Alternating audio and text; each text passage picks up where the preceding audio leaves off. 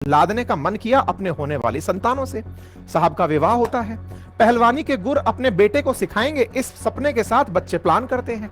बेटा नहीं पैदा होता तो परेशान होते हैं। बेटी पैदा होती है, दूसरी बेटी पैदा होती है, इसलिए बेटियां पैदा की जा रही हैं कि एक दिन बेटा पैदा होगा। इस चाह में कि फोगाट साहब का सपना पूरा होगा कि साहब एक दिन बेटे को पहलवानी सिखाऊंगा, जो मैं नहीं कर पाया वो बेटे को कराऊंगा। दैट मीन्स आपकी जो असफलता है वो आने वाले बच्चे के सिर पर पहले ही मढ़ दी गई है कि बेटा मैं ना कर पाया वो तुम करना, मैं आईएएस नहीं बन पाया तुम बनना, मैं डॉक्टर नहीं बन पाया तुम बनना, मैं इंजीनियर नहीं बन पाया तुम बनना। मतलब हम पैदा नहीं हुए उससे पहले माँ बाप ने हमारे ऊपर अपने सपने लाद दिए। ये सबसे बड़ी सच्चाई है। हालांकि हमारे देश में तालियां बजाकर स्वागत किया गया कि देखो एक बाप ने उस लड़की को जिसको पहलवानी नहीं खेलनी थी उसको पहलवानी कराई और बकायदा उसको मेडल दिलवा दिए। बताइए हमारे देश में छोरियां छोरों से कम है कि?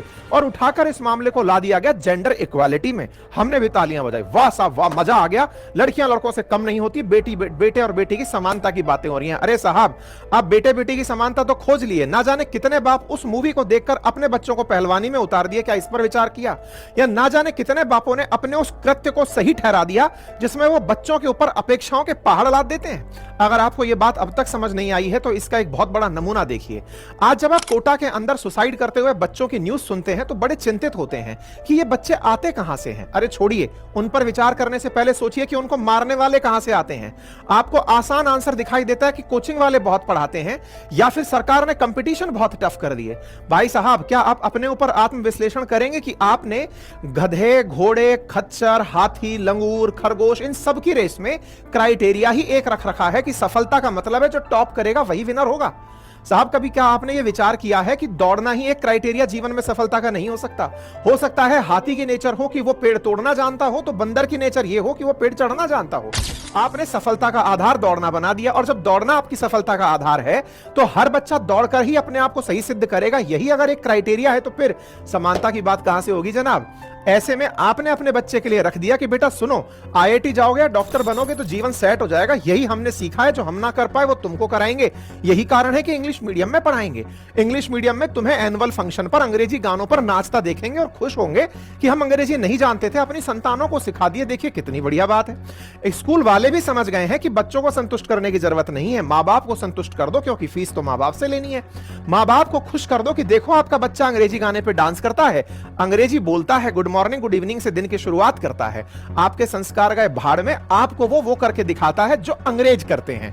हमारे दिमाग में गुलामी की मानसिकताएं इतनी हावी हैं कि हमें अंग्रेजी और अंग्रेजी बोलते बच्चे अपने से ज्यादा अच्छे लगते हैं, और हम इस बात के लिए स्कूल को बढ़िया सी रकम चुकाकर तालियां बजाते हैं। आप कहेंगे सर आप हमें ब्लेम नहीं कर सकते। सर अगर आप अपने इस बात को इस तरह समझ रहे हैं कि मैं आपको ब्लेम नहीं कर पा रहा या आप इससे आहत हो रहे हैं, इसका मतलब आप अभी तक सही हैं। आप आहत हो रहे हैं दैट मींस आप अच्छे हैं। आप अच्छे हैं तो आपको चिंता करने की बात नहीं है। जो लोग सुर्खियां बनती है ना, जिनके बच्चे काम पर गए थे वहां मौत को प्यारे हो गए, तैयारी करने गए वहां मौत को प्यारे हो गए, वहां पर तमाम प्रकार के कारकों में जितना आसानी से आपने ये खोज लिया कि सरकार ने इतने कॉलेज क्यों नहीं बनाए जितने बच्चों को हमारे कॉलेज में जाने की जरूरत है। या फिर कुछ लोगों के ये कहना कि कोचिंग वाले बहुत पढ़ाते हैं। सर कोचिंग वाले आपके बच्चे को घर लेने नहीं जाते, आपने तय किया था बच्चे को डॉक्टर इंजीनियर बनाना।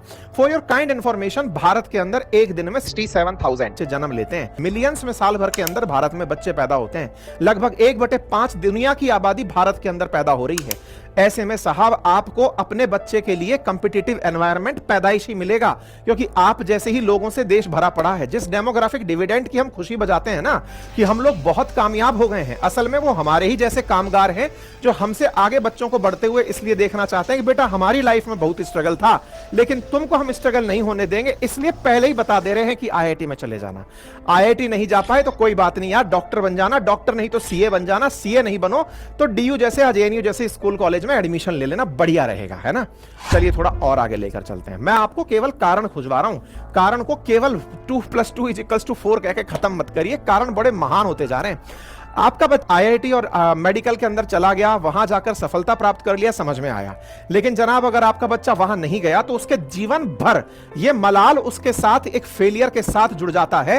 काश मेरा सिलेक्शन हो गया होता, ना जाने में क्या बन गया होता। क्या आपने विचार किया है कि आपकी वही अपेक्षाएं आपके बच्चे को कितना तंग करती हैं? जीवन भर के लिए वो अपने ऊपर फेलियर का टैग लेके घूमता है। वो अपने अंदर यह विश्वास ही पैदा नहीं कर पाता कि यार मैं तो बंदर था, यार मैं तो हाथी था, यार मेरे अंदर टैलेंट कुछ और था, मैं मैं पेड़ चढ़ना जानता था, दौड़ना नहीं जानता था, मेरे अंदर की स्किल कुछ और थी, लेकिन इस समाज ने मेरी तुलना उन लोगों के साथ कर दी और वही उसका फ्रस्ट्रेशन, उसकी पहचान बन जाता है। वो जीता तो है लेकिन उसके जीने की इच्छा ना जाने कितने पेरेंट्स ने और समाज ने पहले ही छीन ली होती है। आगे बढ़ते हैं।